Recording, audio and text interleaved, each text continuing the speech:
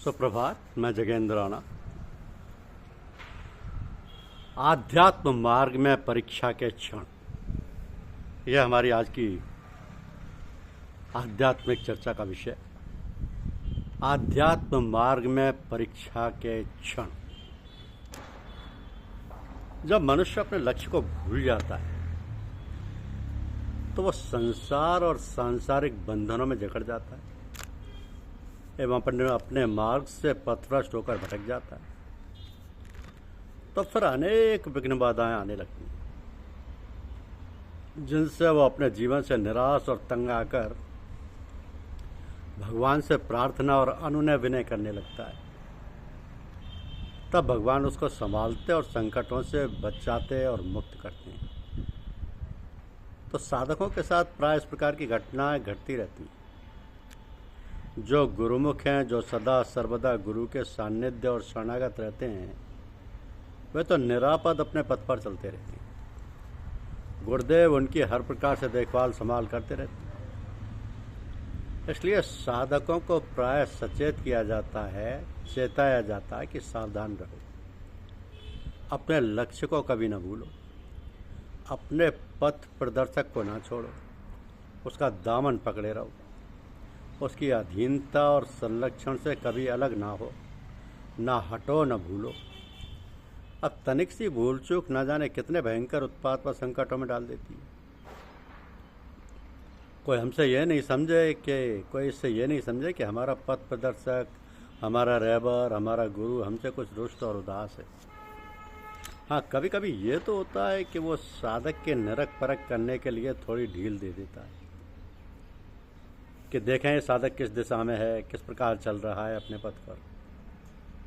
तो इस प्रकार वो सोच समझकर साधना की गतिविधियों को देखकर उसकी स्थिति और साधना की गहराई व उसकी सूझबूझ का खूब निरीक्षण करके उसको सावधान करके मार्ग का संचालन और उसका प्रारूप बनाता है। वो तो कभी भी अपनी दृष्टि में कोई वैषम्य नहीं लाता।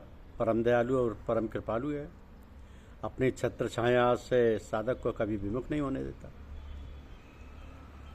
तो परीक्षा के क्षण तो आते हैं क्योंकि आवश्यक है, वरना उसकी स्थिति और समस्याओं का ठीक प्रकार से आकलन नहीं हो सकता। अब लोग कहेंगे कि वह तो सर्वज्ञ और त्रिकालज्ञ है, फिर यह बात कैसे होती है? ये सब तो साधक को सचेत करने के लिए, अधिक पुष्ट और साधन समर में पूर्ण रूप से विजयी बनाने के लिए किया जाता है। अहेतु की दया और कृपा के भंडार संतजन और गुरुजन कभी भी साधक या भक्त का तनिक भी अनिष्ट नहीं होने देते। इष्ट क्या है और अनिष्ट क्या है, इसकी उन्हें पूरी जानकारी होती है, मगर साधक को यह सब प्रकट नहीं होने देते और गुप्त रूप से सब प्रकार की देखभाल करते हैं। तो साधक में, भक्त में उनके प्रति अगाध श्रद्धा, विश्वास तथा भक्ति होनी चाहिए। ये सब भी उनकी कृपा से ही संभव है। जितनी साधक की शक्ति और सामर्थ्य है वो प्रदान करते रहते हैं, दया कृपा की वर्षा और बौछार करते रहते हैं। कैसी कैसी अघटित घटनाएं घटती हैं और वो से बड़ी सावधानी व सरलता से निकाल ले जाते हैं। ये वही जानते हैं। जब वो चाहते हैं तभी साधक को जान लेने की शक्ति प्रदान करते हैं। बिना उनकी दया कृपा के पत्ता भी नहीं हिलता। ऐसा कहा जाता है और विश्वास भी होता है कि हाँ, ये सब ठीक है। हमारी शक्ति और सामर्थ्य के बाहर की बात है कि हम ऐसे कठिन संकट की घड़ी से पार हो जाते हैं।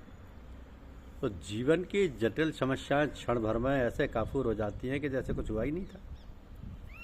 इसलिए प्रतिपल प्रति क्षण उनको स्मरण करते रहें, उनके आगे नतमस्तक बने रहें। फिर कोई खटका नहीं, कोई संदेह नहीं, निशंक निरापद अपने पथ पर अग्रसर होते रहें।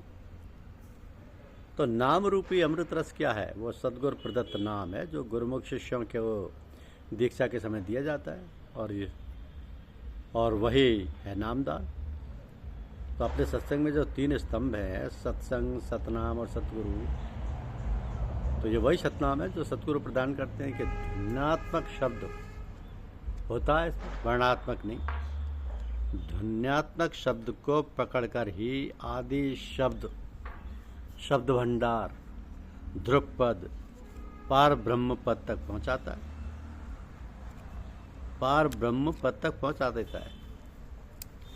तो साधकों को चाहिए कि जब तक कोई आवश्यकता ना हो तब तक व्यर्थ में किसी से मिले जुले नहीं। जिस व्यक्ति से भी हम मिलते हैं पारस्परिक आदान प्रदान स्वाभाविक रूप से विचारों का संस्कारों का होता रहता है, और जिसके संस्कार विचार अधिक प्रबल होते हैं वह दूसरे पर अपना प्रभाव डालते हैं। तो इस कारण अपने समान विचारधारा वालों से, जो सत्संगी हैं, जो भक्त हैं, साधु हैं, उनसे मिलने जुलने में कोई हानि नहीं। इस बात को लाला जी महाराज जैसे कहते थे कि हमारे नज़दीक अच्छा है कि जिक्र खफी यानी दिल का जाप सिर्फ पिया करें, और नाजिंस और गैर आदमी और गैर सोबत के नक्शों से दिल को साफ रखें। और इसी प्रकार जब हम भोजन करते हैं तो हमारे जैसे विचार होते हैं वो भोजन में प्रविष्ट हो जाते हैं, हमारे मन पर प्रभाव डालते हैं। इसलिए सब जगह सबके यहाँ सब लोगों का बनाया हुआ भोजन का न मना है, क्योंकि जो भोजन बनाता है उसके जैसे विचार होते हैं वो भी भोजन में प्रविष्ट हो जाते हैं, और खाने वाले पर उसका बड़ा प्रभाव पड़ता है। तो इसके सिवा ये भी विचार करने की बात है कि जिसके यहाँ से भोजन का सामान आता है उसने किस प्रकार भोजन सामग्री प्राप्त की है, उसकी कमाई कैसी है, इस सब का भी असर पड़ता है। इन सब कारणों से हम जो भोजन करते हैं उसका जो रस बनता है उस सब का प्रभाव होता है। इसी कारण हमारे मन की स्थिति एक सी नहीं रहती है। तो कभी बहुत अच्छा मन लगता है और कभी कम लगता है, कभी बिल्कुल उचाट हो जाता है। तो बात भली प्रकार सोचने समझने की है कि